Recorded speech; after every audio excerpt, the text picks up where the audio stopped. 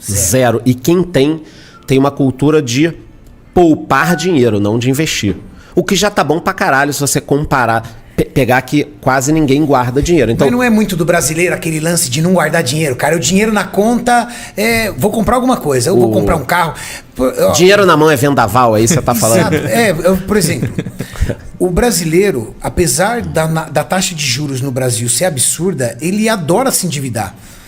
E a gente esquece que a taxa de juros não é igual à taxa de juros dos Estados Unidos. Por exemplo, lá nos Estados Unidos o cara ele financia uma casa por anos, 50 anos. Então ele paga quase que um aluguel. Mas é porque a taxa de juros é muito baixa. Aí o brasileiro ele vem aqui e ele compra uma casa por 20 anos. E aí esses dias... Paga 3. Paga 3. Não, e foi muito interessante, Mauricião, porque nós tivemos um podcast aqui com... Eu não lembro qual dos podcasts que nós tivemos aqui, um economista. E aí eu tava explicando pro meu sogro, e falando pra ele, não vale a pena comprar uma casa. Cara, ele deu um pulo dessa altura aqui, ó. E ele falou que não existe. Aí ele virou e falou assim, eu paguei a prestação do meu apartamento, era o mesmo valor do aluguel que eu pagava. Eu falei, Maurício, eu entendo que a prestação da casa é o mesmo valor do aluguel, mas o sinal que você deu, a entrada que você deu, você deve ter dado 50%, 60% de entrada. Então esse valor investido lhe daria o dinheiro para você pagar o aluguel da casa. Mas não entra na cabeça. Você não perderia o dinheiro que está investido, não colocaria na casa, por exemplo, que o dinheiro rendesse que está investido, você paga o aluguel e ainda fica com aquele dinheiro lá guardado. Exato. Então o que acontece? Eu vejo uma cultura... Me corrijam não, deem suas opiniões. Se é só o meio que você tá ou se é em geral, pode falar. Eu vejo uma cultura que começa lá na escola. Por exemplo, vamos lá. Na escola, você aprende a ficar sentado e ouvir o professor. E a resposta não necessariamente é a resposta certa, é a resposta que o professor espera. Certo? Uhum. Quando você tá lá, você vai sendo doutrinado por ordens e regras de uma forma que eu tirei o meu filho do meio, eu tirei o filho do meio da escola que ele estudava, tirei porque eu não concordava. Porque era tanta doutrina, era tanto conteúdo, era tanto volume de material, eu falei assim, tá, cadê o espaço para criatividade? O período da criança é o período que a criança é mais criativa, não tem espaço para criatividade. É só matéria e decoreba. Eu falei, não, isso aqui não parece com o que eu quero. Eu quero que meu filho seja criativo, empreendedor, ágil, que pense, não que só estude e decore. E parece que, da mesma forma que na escola a gente vai sendo condicionado a receber ordens, parece que também a gente é condicionado a ter uma regra. E isso vem dos nossos pais, dos nossos avós. Cara, você vai ter que arrumar uma mulher, você vai ter que casar, você tem que comprar uma casa, você tem que ter um carro, depois tem que ter uma poupança e você tem que se aposentar. E quando você muda e inverte isso, é extremamente ofensivo para a sociedade, né? Do tipo, eu moro de aluguel. Você mora de aluguel? Nossa, você não tem uma casa para morar. Peraí, mas você não perguntou quanto dinheiro eu tenho na conta?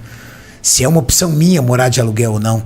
Você acha que a cultura do brasileiro é se endividar porque ele gosta de se endividar? Ou você acha que a sociedade empurra a pessoa para beneficiar instituições financeiras, beneficiar com que ela fique dentro de um plano mais raso e que faça parte, vamos dizer assim, do gado?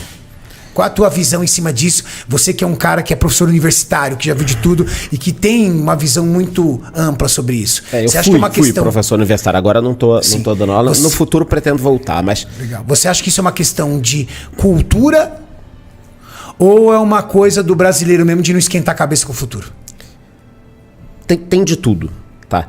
Primeiro de tudo, culturalmente, o brasileiro ele é ferrado de dinheiro. Então, quando a gente fala de poupar ou investir, a gente tem que pensar que 70% das pessoas têm um endividamento e 30% das pessoas, dos brasileiros, estão com muito problema de grana. Então, a grande massa está vivendo o dia a dia. O cara não está nem pensando em... será que é melhor o fundo imobiliário, ação, criptomoedas, investimento no exterior? Esse cara tá ali controlando o dia a dia. O casal ganha 5 mil e gasta 5.200 por mês. Então, ele tá nessa, entendeu? E agora tem mais o iFood, tem mais o Uber, tem Netflix, tem uma série maneira que o filho tá gostando na Amazon Prime, tem que assinar também. Então, esse cara tá cansado, a língua tá para fora. A grande parte dos brasileiros está nessa categoria, tá? Sobre comprar coisas, como a gente não tem uma cultura de poupar e investir, o dinheiro na mão tem que virar alguma coisa. A gente foi criando uma cultura do seguinte: pô, você vai trabalhar, você não vai ter um celular maneiro, um carro maneiro, então as pessoas antecipam muito os sonhos. Então, quando junta tudo isso, o brasileiro não aprendeu a juntar dinheiro, a investir. A maior parte das pessoas tem problema. Em casa, as pessoas têm problema.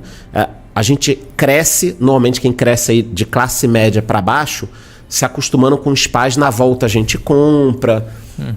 Puta, não dá agora. Pô, mãe, eu queria uma Coca-Cola. Aí mete um Tang. Nada contra, mas é o ritmo que vai dando. Os pais iam se virando. Então, os pais têm um sonho que a gente leve uma vida muito certinha, porque eles não levaram. Então, eu vou dar um exemplo aqui.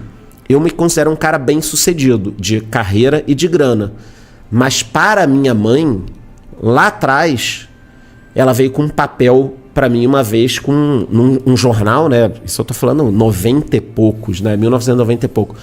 Com um concurso da Caixa. Para eu ser caixa da Caixa. Por quê? Na cabeça dela, eu estaria resolvendo a minha vida. Sendo concursado. Sendo concursado para qualquer coisa. Entendi. A minha mãe pensava assim, talvez o meu avô pensasse assim, talvez os nossos pais, se você falasse que, puta, arrumei um emprego aqui numa empresa muito conhecida, independentemente do cargo, puta, tá bom pra cacete, que bom, meu filho tá ali, é até um orgulho, é legal e tal. E isso foi mudando, né? Aquela história da gente ter a carreira inteira, como as pessoas tinham na década de 50, então você entrava numa empresa, você queria ficar ali a sua vida inteira. Isso meio que morreu, hoje em dia não faz nenhum sentido, né? Hoje em dia a gente quer até o contrário. Você quer trabalhar aqui, eu, por exemplo, trabalhei em alguns locais, tive um negócio, tenho outro negócio agora. Cara, pra mim tá ótimo, eu vivo várias vidas em uma. Na década de 50, 60, 70, não era o que acontecia. Você entrava numa empresa, você queria trabalhar nela. Inclusive eu que morei em Santa Catarina, onde tem muita indústria, ainda é comum encontrar o avô, o pai e o filho na mesma empresa. Sim. Na mesma empresa. Aqui não é muito comum, né? Mas você vai pro interior de Santa Catarina, talvez aqui no interior de São Paulo E ele não tenha. é o dono da empresa. Vai passando. Vai passando. Sim, tipo, sim. em Santa...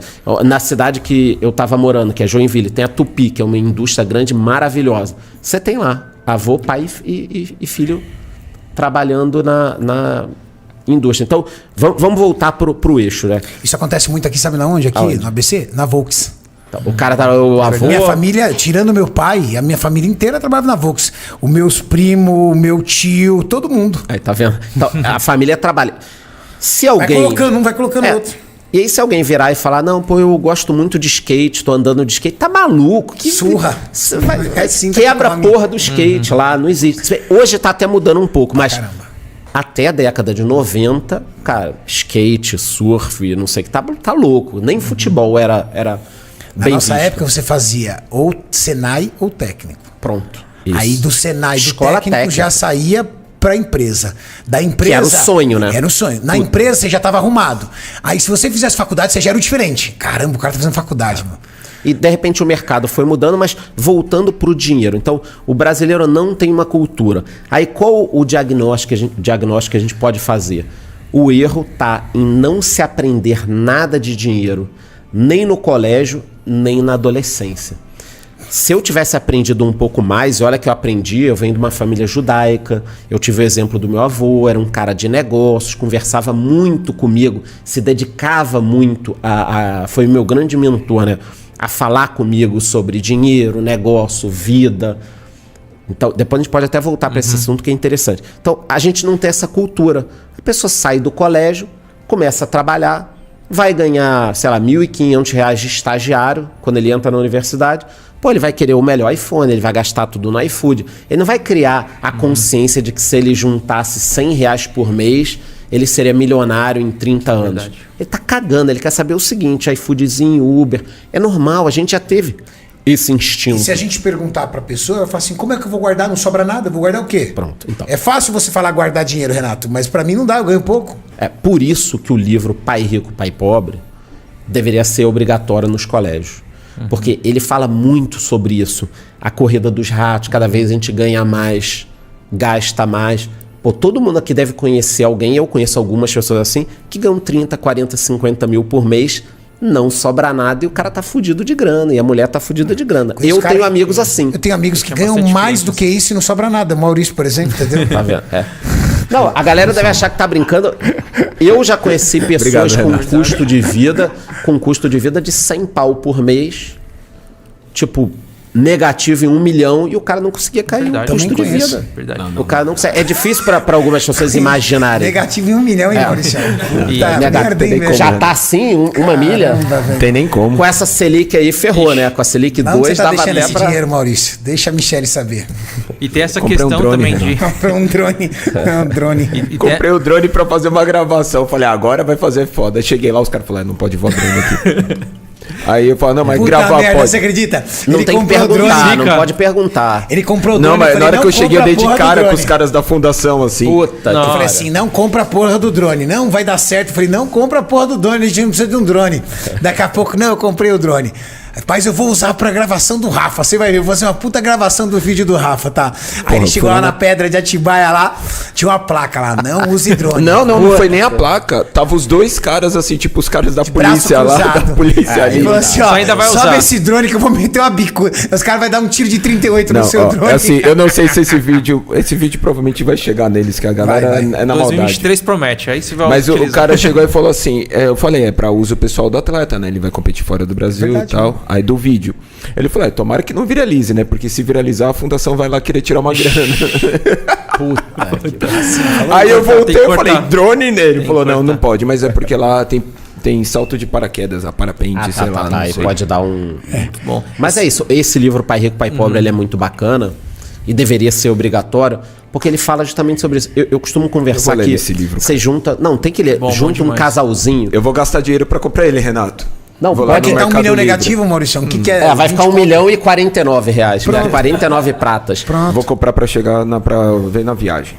Você pega um casal, cada um ganha 1.500. Vai, 2.000 para junta 4.000 um casalzinho. Se não sobra nada, também não vai sobrar quando eu estiver ganhando 10.000. Não vai. Maurício, vai abre uma sobrar. enquete aí. Quem guarda dinheiro? muito bom. Boa. E tem Coloca a aí. questão Não do... precisa nem investir, né? É só guardar. Quem tem dinheiro guardado? E tem a questão da dívida, do endividamento, que muitos não têm a noção do quanto que os juros compostos podem ser bom para quem quer acumular, mas é péssimo, é A devastador. jogada de marketing era devastadora, né? A prestação que devastador. cabe no seu bolso, cara. Isso é devastador. Pô, pra a prestação empresa. que cabe no seu bolso é putaria, Para né, velho? empresa, porque assim, ó, a Selic tá 13,75. Ok. Nossa. Mas se você ficar devendo dinheiro, não é esse valor que você vai pagar. Nossa, mas Não nem é. de perto. É 200, 300. Quando você pega a taxa de juros para empresa, por exemplo, descontar um boletinho ali, numa financeira, num banco, é 3,5, 4,5 ao mês, meu irmão. E essas empresas de crédito, pessoal? Também. Nossa É 15 Senhora. ao mês. É 15 ao mês. 15 é o mês, cara. É 15 ao devastador. mês, é isso aí, é 15 ao mês. Então, o que precisa pro brasileiro? Educação. Já começou. Eu tenho no meu canal, você fala, tá falando aqui, você tá falando aqui. A gente tá falando. Muito. Vai demorar o quê? 5 anos, 10 anos? Aí nesse meio do caminho aparece muito aventureiro, é piramideiro, é gente que só quer vender curso, é gente que tá ali enrolando com um golpe de criptomoeda, criando uma coisa que não existe. Não tô falando que cripto é bom ou ruim, tô falando que tem gente que se aproveita pra golpe, entendeu? E o quanto que tá chegando para você esse seguidor que busca esse atalho, que busca essa pirâmide, essa rentabilidade fácil? O cara começa a acompanhar meu canal, eu já leva um esculacho se vem falar de 10%. É muito comum a pessoa me perguntar, pô, acompanho você, o que você acha da empresa XYZ? Aí o cara fala o nome da empresa, eu falo, cara, não conheço. É de quê? Não, um amigo meu... Um amigo meu apresentou e tá pagando direitinho, 10% ao mês, falou, é golpe. Caramba. Não, é golpe. Eu já falei, é golpe. Pô, mas você nem quer saber o que é? Não. Aí, às vezes, o cara fala, você se acha demais, pô, não quer nem saber, velho. já quer opinar. Cara, vamos lá. Vamos imaginar que acabou o podcast aqui e nós três a gente senta e descobre um negócio que tá dando 10% ao mês. A gente vai procurar dinheiro de alguém para fazer? Porra nenhuma. A gente vai catar um dinheiro um pouco mais barato, vai fazer aqui. Eu falo para todo mundo, se eu acho um negócio que dê 10% ao mês, eu vou me escondo numa caverna, ninguém vai me achar. Não vou ficar falando pros outros pra Claro. pegar dinheiro. Eu vou sumir se eu encontro um negócio que ganha 10 centavos ao mês. Agora a pergunta Porra. é, pra ele te pagar 10, qual é a operação dele pra ele rentabilizar isso? É isso que as pessoas não entendem. Ele teria que estar ganhando 15, 20. Não existe Não isso. existe isso, cara. Não Entendeu? existe isso. É isso. Eu falo isso pra todo. Eu falo, cara, se alguém encontrasse algo pra ganhar 10%, ele não ia procurar você pica-fumo aí, pegar 5 mil aqui, 10 mil ali e tal. Ele ia fazer uma apresentação, mostrar para um grande investidor e captar um dinheiro formalmente, né? Se eu encontrasse aqui um negócio, descobri, eu vou fazer um suplemento aqui, descobri um suplemento que ninguém tem, vou trazer para o Brasil. Esse negócio é um bom negócio. Pô, eu não vou pegar dinheiro de 10 mil pessoas, vou chegar para um grande investidor, vou catar por aí e falar, olha, meu irmão, tem esse negócio aqui, eu Tô vi comprando. que tem visibilidade e tal, pronto, tô vendendo meu negócio. É isso, cara. Então, mas as pessoas caem, sim. tá? Por quê? Vamos lá. Esses golpes são muito bem dados. Muito bem dados. E normalmente essa turma passa meses pagando. Então o que eu mais escuto? Pô, Charlão, mas o cara tá pagando. Certinho, né? Tá pagando certinho, tá caindo. Pô, eu fiz um teste, funcionou. Aí eu falo, não, mas isso faz parte do golpe. O cara paga as primeiras pessoas porque isso acaba sendo exponencial. Para cada uma se chama pessoa. pirâmide, né? Por isso se chama pirâmide. Mas posso falar, por experiência já, há 20 anos, pelo menos, falando com as pessoas sobre pirâmides e golpes, é muito difícil você converter alguém que vem com uma pirâmide já feita. Do tipo, você vem falar comigo, eu viro para você, explico tudo isso que nem eu expliquei, explico mais, tomo uma cerveja contigo, tomo um vinho contigo, te mostro que é impossível, você vai sair e falar, pô, obrigado, pô, abriu minha mente, legal. Vai falar, vai se fuder, meu irmão, tô ganhando aqui 10%, tá pagando direitinho, Charles, deixa ele lá, pô. E aí, quando deixa de pagar, qual que é a desculpa? Aí chora, né? Não, mas existem as mesmas desculpas, elas se repetem, né? No caso de criptomoedas, tem muito, ou o cara do golpe morreu lá fora, pô, era um russo que morreu, é muito comum isso, era um russo que morreu. Quando é mineração de criptomoeda, é clássico, pegou fogo. Clássico, tem, sei lá, umas 50 que eu já acompanhei assim. Pô, tô investindo numa mineradora de cripto, pegou fogo. Entendeu? Aí mostra um incêndio, aí é sempre o mesmo incêndio. Porque tem umas imagens de incêndio no Paraguai e em outros lugares. Aí já tiveram umas 15 empresas que quebraram, que é o mesmo incêndio que aparece na parada. Que quebraram. Aqui no Brasil, muitas das empresas que deram um golpe culpam a polícia quando a polícia fecha. Não vai lá bater vai lá defender o cara? Vai lá defender o cara. E defende o cara, né? E defende o cara. Isso mas, assim, não tem um golpe, tem vários golpes. E tem muitos golpes grandes. Agora no Rio teve um que movimentou 38 bilhões. Girou na conta do cara, 38 dinheiro bi. pra caramba. Pô, 38 bi é dinheiro que um banco pequeno movimenta, cara. 38 bi. É dinheiro pra comprar muita indústria grande. É. Tem um ponto aqui que o Cariani trouxe logo no início, que eu queria trazer de novo. Casa e do financiamento imobiliário. Pra gente entrar até no assunto fundo imobiliário, que é um assunto que você fala bastante, até pro pessoal entender o que é fundo imobiliário. Mas antes disso, só quero trazer o quanto que o financiamento imobiliário é muito ruim. Você comentou, né, que você paga 3 casas. O financiamento imobiliário, Cariani, ele é numa tabela SAC, sistema de amortização constante. Então, no início, você vai pagar uma parcela de 2.000, você vai abater ali R$400, 500. Quando você vê o primeiro ano, você pagou uns Só juros. 50 mil reais de parcela ou 20 mil reais de parcela e você abateu R$1.000 o contrato, R$2.000 o contrato. Então, para quem quer fazer um financiamento, o ideal é que antecipe parcelas. Aí sim vale mais a pena. Mas até para a gente trazer esse ponto, por que o fundo imobiliário é mais interessante ou para quem que ele é interessante? Bom, eu gosto muito de fundos imobiliários, sou suspeito, né? O fundo imobiliário é algo relativamente novo, crescimento mesmo do mercado foi nos últimos 5 anos. O fundo imobiliário é um fundo, como o nome já diz, na verdade é um condomínio de investidores, mas é um fundo que pega o dinheiro, compra imóveis e aluga esses imóveis. Aí, como ele alugou esses imóveis, ele paga esse dinheiro mensal dos aluguéis para os cotistas do fundo. Então, quando eu invisto num fundo imobiliário de shopping, por exemplo, o que eu estou comprando? Eu estou investindo num fundo que é dono de shoppings. E o aluguel daquelas lojinhas ele distribui para os cotistas. Então, é uma forma de você receber uma renda mensal. Com o que a gente pode comparar isso?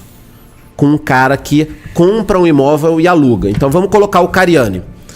Pintou um imóvel aqui na esquina, ele olhou, Pô, quanto é que tá esse imóvel? O cara tá apertado, 1 milhão, cara, eu não te faço. Ele faz o Pix ali na hora, tem 1 milhão, tira agora, não vai nem reparar que saiu da conta.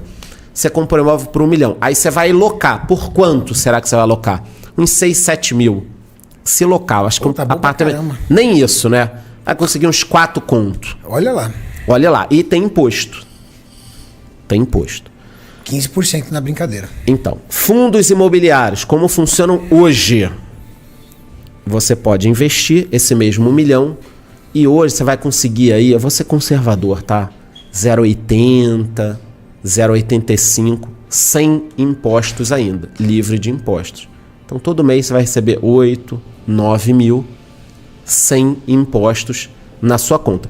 E caso esses imóveis se valorizem, a sua cota vai valorizar. O inverso também é verdadeiro, porra. Se cair o valor dos imóveis, a sua cota vai desvalorizar. Mas quais as outras vantagens? Vamos pegar um exemplo aqui. Ele comprou por 1 milhão. Aí, de repente, eu chego e falo o seguinte: porra, eu tenho uma baita máquina de água para academia. Preciso me desfazer dela, 200 mil agora. Aí eu falo, puta, eu vou botar meu apartamento de 1 milhão à venda, depois assim que vender, eu te compro a máquina de água. Quanto tempo você vai demorar para vender o apartamento? Você não sabe. Eu já fiz uma comprinha fácil de vez em quando. Quem me segue sabe. Compro uma coisa ali, outra aqui. Já demorei 1 ano e 7 meses para vender um imóvel. Então não é na hora que a gente quer vender imóvel.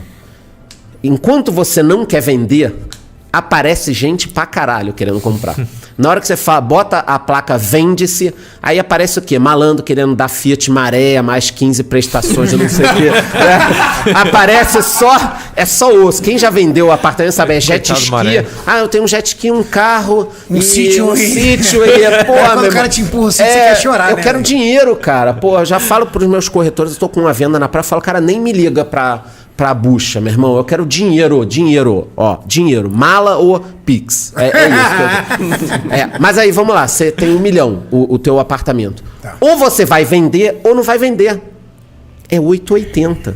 Você não consegue vender uma fração do teu apartamento. Ah, não. Você pode pegar um empréstimo no banco, tá? Mas é um rolo do caralho. Minha casa. Eu tenho uma casa em São Bernardo, por exemplo. Eu saí da casa em São Bernardo e vim morar aqui em São Caetano. Uhum. Legal? Eu comprei aquela casa, tá comprada. Então, a casa tá lá, 3 milhões e 800 à venda. Quando tem um tio que fala, quem compra terra não erra, e não sei o quê. Então, o fundo imobiliário, ele tem as características que a gente gosta, né? Tem fundo de terreno, tem fundo de hotel, tem fundo de logística, tem fundo de... Ele tem essas características e esses benefícios, né? De você ganhar sem imposto por enquanto, de você comprar e vender quando você quer... Você pode compensar lucro e prejuízo dele. Então, se eu tenho 2 fundos imobiliários, um deu muito lucro, o outro está me dando prejuízo. Se eu quiser vender esse aqui com lucro, eu vendo esse com prejuízo, compenso os 2 no meu imposto. Então, tem uma série de coisas que o brasileiro está descobrindo. E outro problema, meu irmão. Será que vai ter dinheiro para nossa aposentadoria, para todo mundo se aposentar bem do governo? Eu acho que não. Não como a gente quer. Né? É um piramidaço também, né? É um piramidaço. É do bravo. Então, se a juventude começar a investir em ações, fundos imobiliários, tesouro mesmo, investimentos que geram renda, essas pessoas estão garantindo o futuro delas. Então, por exemplo, meu vídeo de ontem no YouTube foi quanto eu preciso investir para ter um salário mínimo de renda passiva todos os meses. Isso deveria ser um bom alvo para muita gente, né? Quer dizer, você já passar a ganhar um salário todos os meses sem depender do governo, sem depender de ninguém. Então, são coisas que são novas para o brasileiro, mas eu acho que aos pouquinhos a galera vai pegando. Por quê? Porque assim como malhar aqui e depois de 6 meses, o que acontece com você? Você começa a sentir um efeito muito... O tempo vai demorar para vender. Você não sabe. E o meu tempo? Então, vamos lá. Eu tenho pra isso? Não. Aí fica aquela coisa, o corretor depende do meu tempo, que o meu tempo não existe. Te custa 35 mil por mês. Só que eu pago condomínio. Então te custa 40, porque você deixou de ganhar 35 se tivesse aplicado e você ainda põe dinheiro, né? Ainda paga condomínio. Condomínio IPTU. Aí eu tenho que pagar o piscineiro pra manter a manutenção da piscina. Senão o cara vai lá ver a casa pra comprar, vai estar tudo sujo, o cara não quer. Tem que manter o jardineiro pra manter o jardim. Eu tenho que manter água e luz, porque senão o jardineiro não trabalha e o piscineiro não trabalha. Então essa casa continua me gerando manutenção num dinheiro que poderia estar sendo aplicado. Em resumo, se eu tivesse alugado aquela casa, e eu morei nessa casa por 2 anos apenas, eu comprei e morei por 2 anos, se eu tivesse alugado a casa, não era muito melhor negócio? Claro que era. Era melhor. Mas se fosse um fundo imobiliário, comparando 1 milhão num apartamento com 1 milhão em fundos imobiliários, você pode vender a parcela que você quiser, a hora que você quiser. Então, se eu resolver, caso eu resolva investir agora 1 milhão em fundos imobiliários, se eu precisar amanhã de 50 mil, eu tiro. Então, não estou limitado a valores, nem a tempo. Eu pego a hora que eu quiser, eu reinvisto a hora que eu quiser. Então dá mais flexibilidade. Fica preso. Por que nós saímos de 200 mil investidores para 2 milhões em fundos imobiliários? Justamente porque é um imóvel que o brasileiro adora. O brasileiro não pode ver um imóvel, por todo mundo, né? Todo mundo grande. E aí você quer mais e você começa a mudar outras áreas correlatas da sua vida. Então, provavelmente, aí você que pode me responder. Provavelmente o cara que começa a fazer exercício físico e ter resultados, ele se alimenta diferente. Provavelmente deve ser algo que você fizer uma pesquisa. Vai acontecer, né? A pessoa que passa a poupar dinheiro e a entender que investimento pode dar retorno, que cuidar da vida financeira traz tranquilidade, essa pessoa, normalmente, ela começa a melhorar em outras áreas da vida. Porque ela ganha 5 mil, ela quer ganhar 7, porque ela já quer investir mais. Ela começa a pensar em estudar. Ela vai todos os dias buscar uma notícia. Porque, o cara investe na bolsa. Ele não investiu na bolsa, ele passou a investir. No final do dia, o cara pega lá o telefone. Olhar, deixa eu ver o charlão lá, o que ele tá falando. Caralho, a bolsa caiu 3%, putz. Aí no outro dia subiu tanto. E o que é esse negócio de Bitcoin aqui? Deixa eu procurar no YouTube. Aí o cara procura. Então, a pessoa começa a procurar. Pô, deixa eu ver esse podcast aí desses 3 malucos aí. Que livro é esse, Pai Rico, Pai Pobre? Pô, deixa eu comprar. Pô, se o maluco que tá devendo 1 milhão vai comprar, eu vou comprar também. E aí o cara começa a se preparar. Não, aí muda. Aí, meu irmão, em 3, 4 anos, esse cara vira um monstro. Muda. Mas muda tudo. É a mesma coisa. Quem não leu nenhum livro nos últimos 2, 3 anos? Se a gente fizesse uma pergunta, eu acredito que muita gente falaria que não leu. Se esse cara comprar agora um livro na internet e começar a ler e acabar ali em janeiro, fevereiro e comprar mais um, ele já deu um salto, mas gigante, entendeu? Então a gente tem que também falar sobre essas pequenas mudanças. Por isso que eu converso com todo mundo o seguinte: você está me assistindo, você não investiu nada, você tá endividado, tá com problema, é corno, roubaram o teu carro, não interessa. Pega R$50, dá teus pulos, dá um jeito mesmo. Pega R$50, abre conta numa corretora e começa a investir. Pronto. Aonde você vai investir, joga no YouTube, pesquisa, vê com alguém que entenda muito. Mas assim, começa com R$50. Só pra... Sabe, é um startzinho. Né?